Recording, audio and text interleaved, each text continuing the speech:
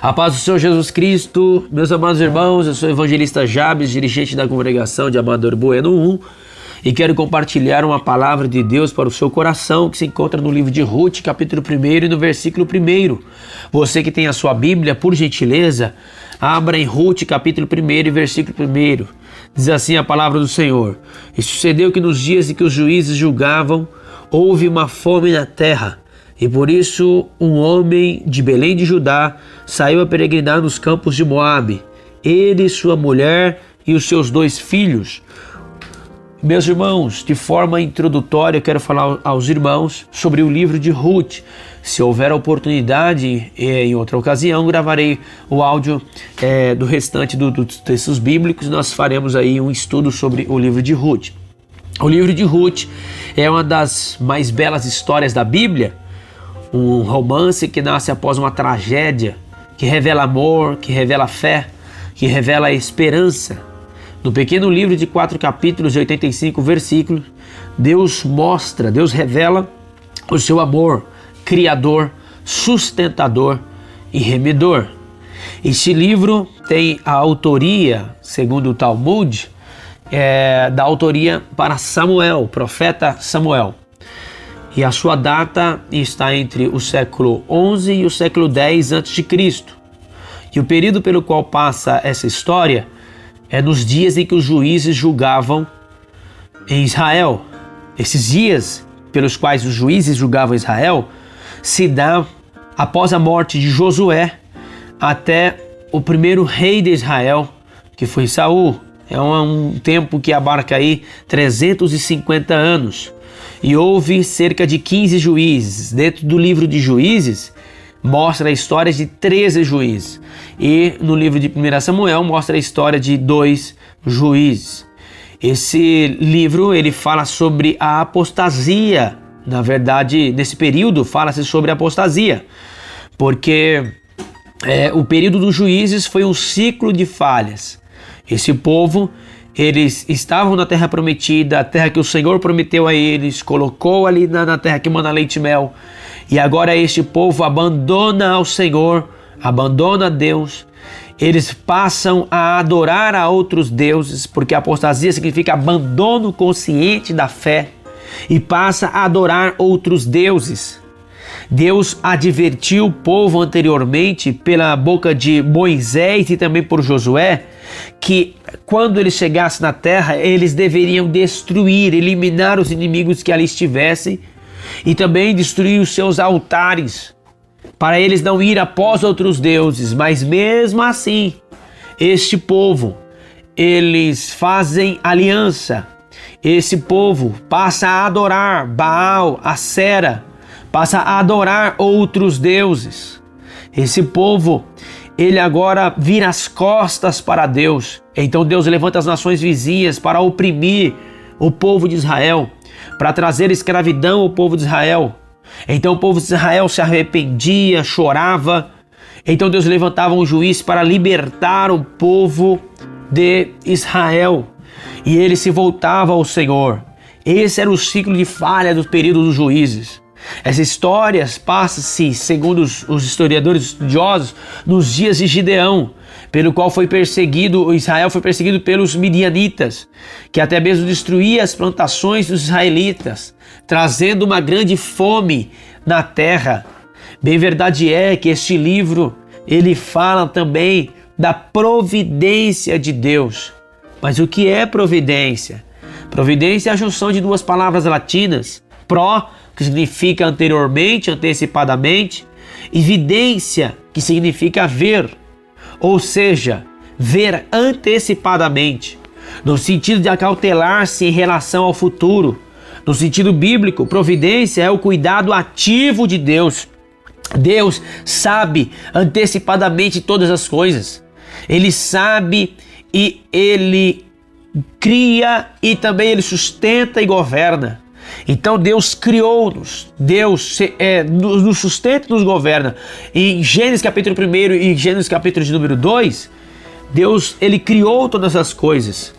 Mas Deus, ele nos cria e também ele nos sustenta e governa. Diferentemente do deísmo, em que prega que Deus, ele criou e abandonou a sua criação e entregou a sua criação às leis naturais. Não, isso é uma falácia, isso é um erro, porque Deus, ele cria, sustenta e governa. Nada escapa do poder de Deus, das mãos de Deus. Nada escapa do seu controle. Deus é soberano e tem o controle sobre toda e qualquer situação.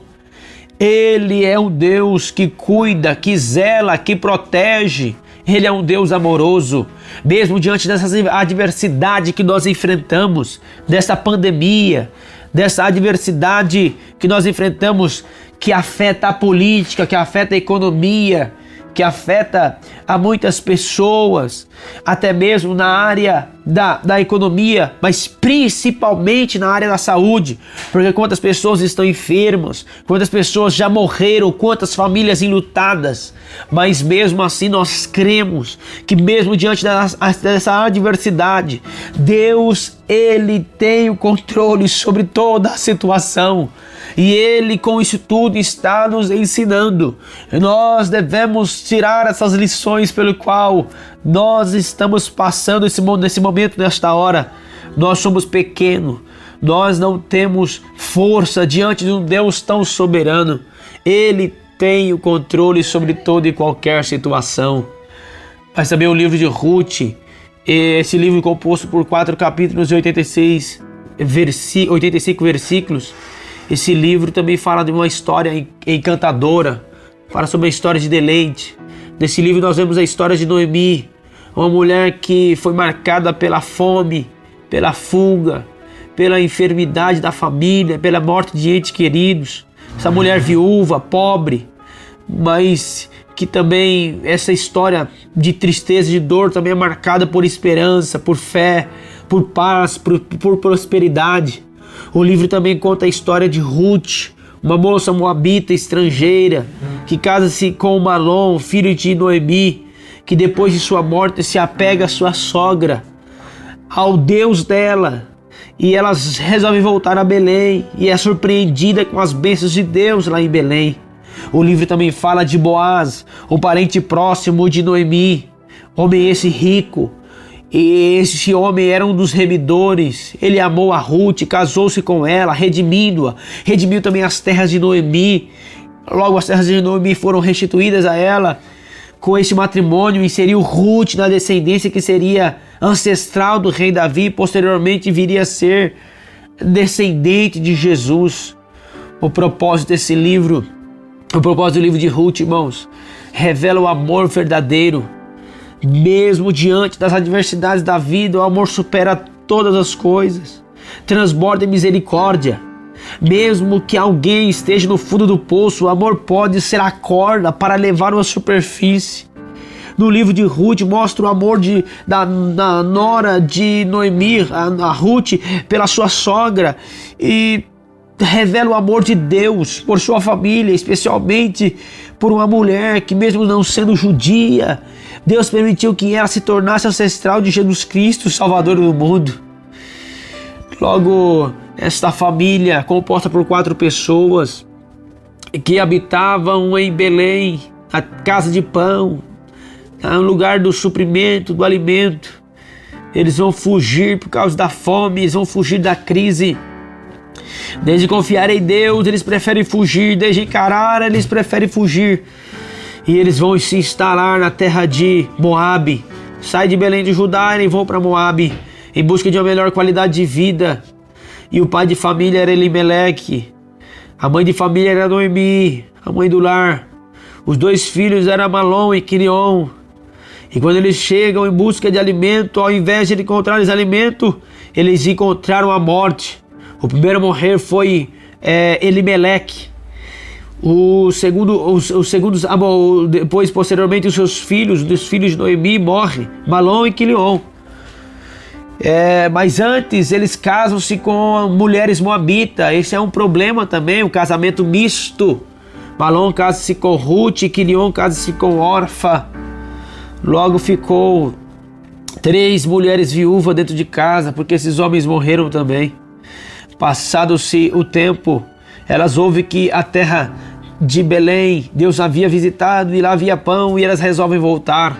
Ela se abraça, chora, a órfã volta para sua família e Ruth revela seu amor tão grande para com a sua sogra Noemi e resolve voltar com ela para Belém, ir com ela para Belém.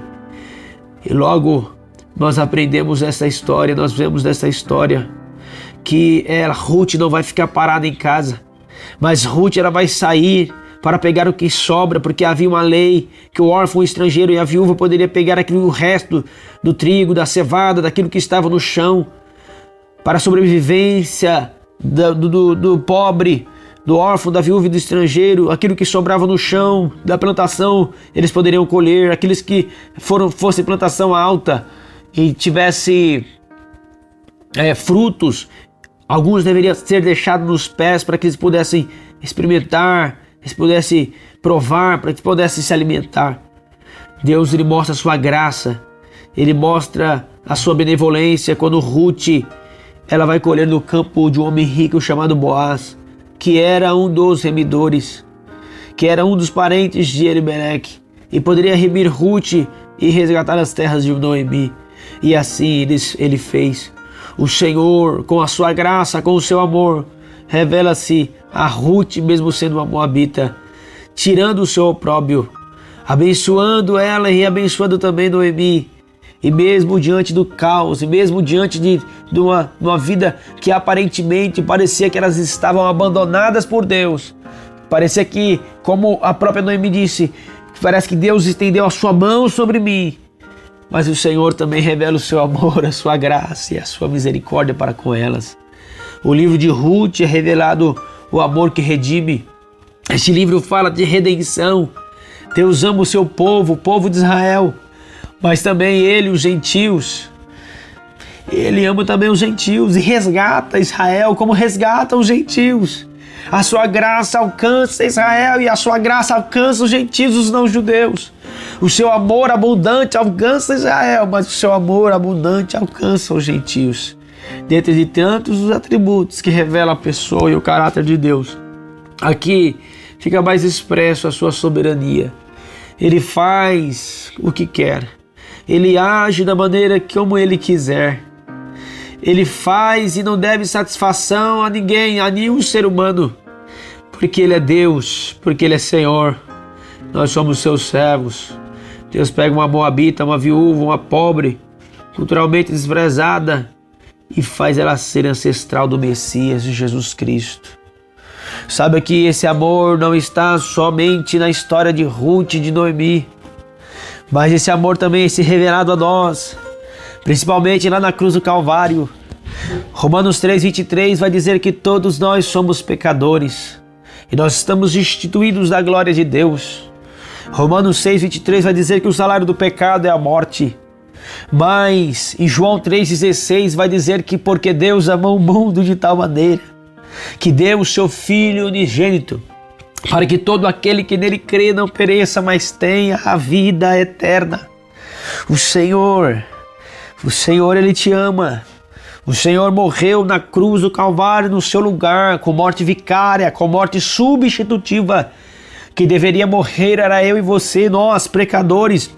Mas ele morreu no nosso lugar, para nos trazer vida eterna, para nos trazer alegria, para nos trazer paz, para nos trazer o conforto da alma, para nos tirar o fardo pesado de sobre nós e colocar um fardo leve. Saiba de uma coisa, diante de tantas adversidades que nós temos enfrentado, saiba que diante de tantas lutas que nós temos enfrentado, Deus está no controle de todas as coisas. Deus, ele fala a Salomão, quando na inauguração do templo de Salomão, Deus vai falar, o templo ali que Salomão construiu em Jerusalém, Deus fala a Salomão, Salomão, se esse povo se afastar de mim, eu enviarei pestes, eu enviarei adversidades, lutas. Mas saiba de uma coisa, se o meu povo, que se chama pelo meu nome, se humilhar e orar e buscar a minha face e se converter dos seus maus caminhos, então eu ouvirei dos altos céus, perdoarei os seus pecados e sararei a sua terra. Aleluias! Há oportunidade para você, há oportunidade para a sua família, para o seu ente querido, há oportunidade para nós. Deus nos dá uma segunda chance, Deus nos dá a chance de recomeçar. Saiba que Ele te ama, saiba que se você e eu se humilharmos na presença do Senhor, Ele vai de encontro a nós, Ele vai perdoar nossos pecados. Se nós se convertermos, se nós se arrependermos, se nós buscarmos a sua presença, Ele virá de encontro a nós com as suas misericórdias, com o seu amor, com as suas bênçãos sem medida. Deus abençoe você, Deus abençoe a sua casa. Eu quero orar por você neste momento. Senhor, é no nome do teu amado Filho, Jesus Cristo, que vou a ti em oração, te pedindo primeiramente pelas pessoas que estão me ouvindo, que estão fracas, que estão desanimadas, que ainda não entregaram suas vidas a ti, ó Jesus. Deus, que ainda não fizeram uma aliança contigo através do teu Filho amado Jesus Cristo. Ó Pai, até mesmo está desviada ou até mesmo não conhecem o Evangelho. Eu quero te pedir para essas vidas, Senhor. Perdoa os pecados, através do teu Espírito Santo convence, Senhor. Ó Deus, em nome de Jesus, dê uma oportunidade, Senhor, para essas vidas. Ó Pai, pessoas eu creio que estão se reconciliando contigo nesta hora, neste momento. E eu te peço em nome de Jesus que o teu Espírito Santo venha limpar esse interior e venha morar dentro desta vida. E os pecados venham ser perdoados, apagados. E essas vidas venham ser, meu Pai, renovadas através do teu Espírito Santo. Te peço também, Senhor, pela vida de cada crente, meu Pai, para que sejamos mais conscientes acerca do teu Evangelho, para que sejamos mais conscientes acerca daquilo pelo qual o Senhor nos chamou, para glorificar a Ti em tudo, Senhor.